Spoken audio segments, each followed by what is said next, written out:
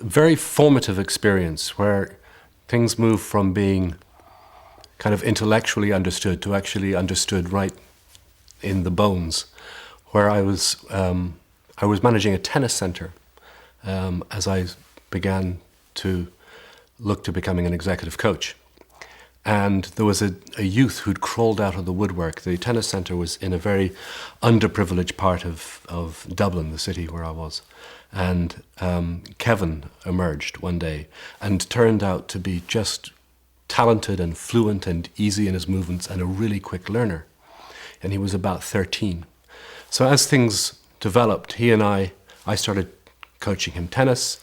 He started kind of keeping the reception area tidy and being charming to clients. And I thought at one point that we should formalize it because we were both investing time.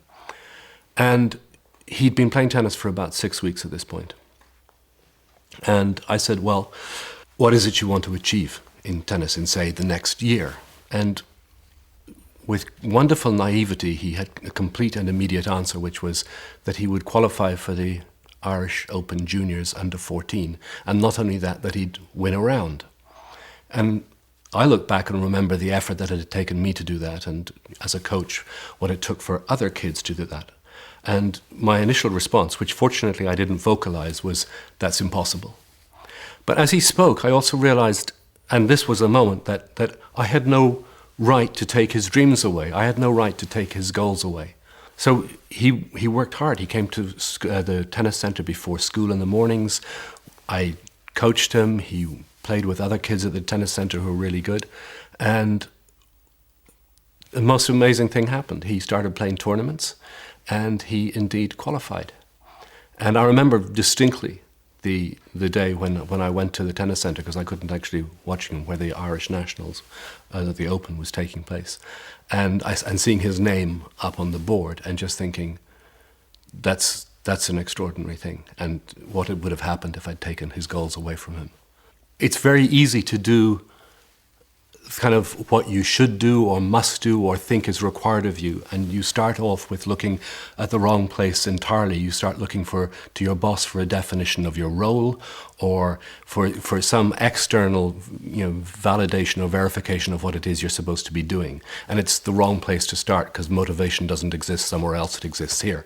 So when I work with people, and either as a coach or as a leader and manager, what I try and find out is what they're interested in.